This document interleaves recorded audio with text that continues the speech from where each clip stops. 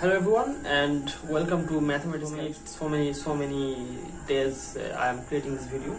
So this video is generally a different kind of video than the previous one, and this is basically a totally new topic, and which is, I would say, some algebra kind of thing. And you can see that I'm gonna give you some introduction about what Banach algebra really is, what is sister algebra, and what is star algebra.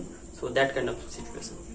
So this kind of algebra and Banach algebra, they are basically part of a field which is called the harmonic analysis, and harmonic analysis is one of my favorite topics in mathematics, and I really love this subject. Very long time ago I studied this subject, but after so many times I'm then start to study this kind of subjects. So there are some beautiful mathematicians, so many mathematicians, and one of them is called, the name as Gelfand. So Gelfand is generally developed this subject of harmonic analysis. And we know that everywhere we go, basically the signaling matters, and in signal we basically use this harmonic analysis in some broader sense. So today we try to think about something about Banach algebra. Okay, so we know what is Banach, and Banach, the full name was Stephen Banach. He basically developed this Banach space, and of course in mathematics he developed so many things rather than only Banach spaces. But he's most popularly known as Banach because of this kind of Banach space, means a complete non-linear space. And so in harmonic analysis, what is generally done is that on a group, we basically the mathematicians define some say some ring structure, then the vector space structure, then this kind of norm structure, then there is some unit and so many things, and then they develop some certain subject. Okay, so at first, what is algebra? So write it please. So especially for algebra, what is algebra? Algebra is generally a vector space and then the ring. Okay, so if these two structure we can define on a certain non-empty set, then we call this an algebra. Okay, we know for ring, let's say there is some space, there is some set like X, and then there is plus, and then there is this dot. Okay, so this is ring. Got it? So this is ring, and for vector space, then there is X, then there is plus, and then there is dot, and this is the vector space. Okay, I think you can see or not. Maybe there is too much light. So there are basically two kind of let's say binary operation. One is called the plus, and another one is called dot. So it is not basically ring; it is semi-ring. Okay, it is generally semi-ring, okay, not totally ring. I mean, no, it is ring. What is it? It is ring and vector space. So that's what it is. So for ring, of course, we need basically two binary operations. One is plus and another one is dot. So with respect to dot, it is generally a semi-group, and with respect to plus, it is basically a commutative group. Okay, commutative group means there are 5 postulates, and for vector space, we know there are 10 or 11 postulates to form vector space, and for vector space there is basically another binary operation from V cross F to V, that is the small dot. Okay, so this small dot we know, we are very familiar with this. So generally these two are very important, that plus or dot. Dot means basically called the multiplication, and algebra means a vector space and a ring. Okay, that's what is called algebra. Now what is basically Banach algebra? So that's what it is. So I am basically following this book, the book of G.B. Folland. Very good book. I mean, I like this book. Okay, I liked it. I like this book really well. So for Banach algebra, basically on this space X, we can define another thing which is called generally a norm. So means one side it is ring, another side it is vector space, then another side it is a non-linear space. So with respect to this norm, if it is a Banach space, and the corresponding or the undergoing field that may be real or complex, but generally it is taken to be complex. Okay? And if it satisfies these things, that xy norm is, let's say, goes to x norm into y norm. Okay, if this is satisfied, this kind of is called sometimes a triangle inequality kind of structure, some kind of like that, then it is called this kind of structure is called the Banach algebra.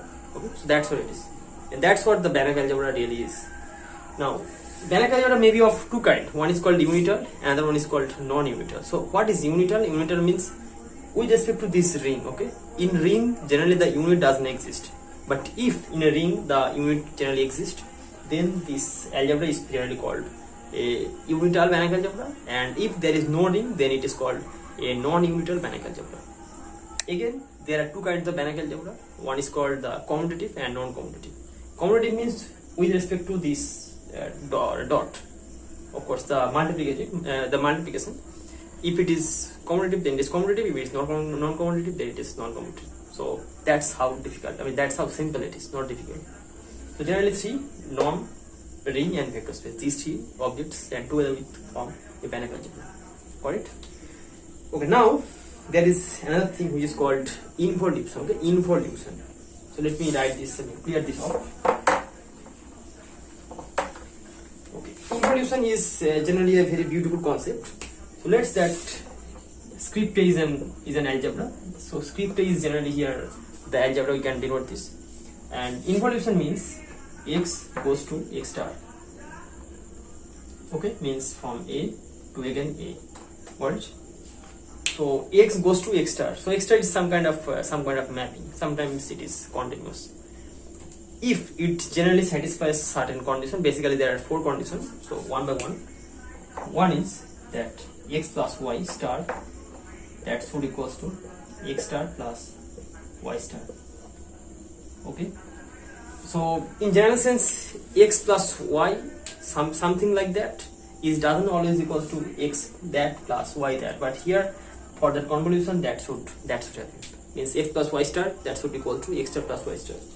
Then the second thing with this like that, lambda x star is equals to lambda bar into x star. We know this. What is this? Lambda means lambda belongs to that scalar field. It sometimes, I mean, in general sense, it is complex. Then we got this 3.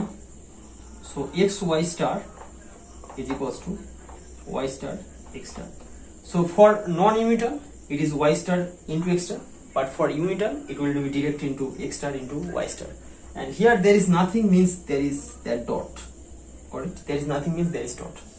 And 4, which is one of the most important thing, the star is equals to x. Means if this star goes to something like that star, that should equal to x. Got it? So that's how it is. So if these basically these four relations are satisfied, then on some algebra, it doesn't have to be a Banach space. If these four relations are satisfied on some algebra, then that algebra is generally called the star algebra. Okay, it is called star algebra. Now, let's just imagine about a Banach star algebra. Means a Banach algebra with that involution, means the star. Okay, if certain conditions are satisfied, it is called the C-star algebra. Okay, C-star algebra, you know that sometimes I describe this as very good thing. Like in general sense, we call C-star, and in mathematics, it's like C into star. So the condition is this: that x star x non, that should equal to like that kind of thing, like square.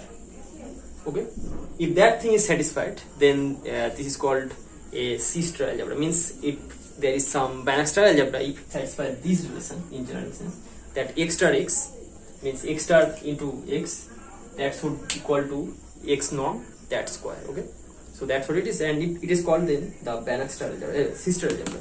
In Banach star algebra with this kind of formation, it is called the C-star algebra.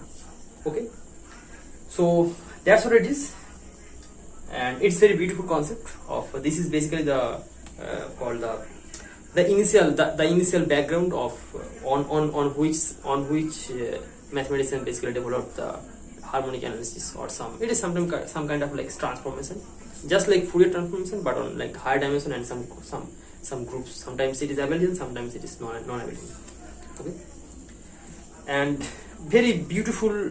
There is a very beautiful example of an unital Banach algebra is this L1Z. Okay, so L1Z, we know that what kind of spaces it is. L1 means that the sequence space from -infinity to infinity. It's a very beautiful sequence space, and the norm is generally defined by that way, summation of I think mod, and from -infinity to infinity. Okay, the norm is generally defined by that way.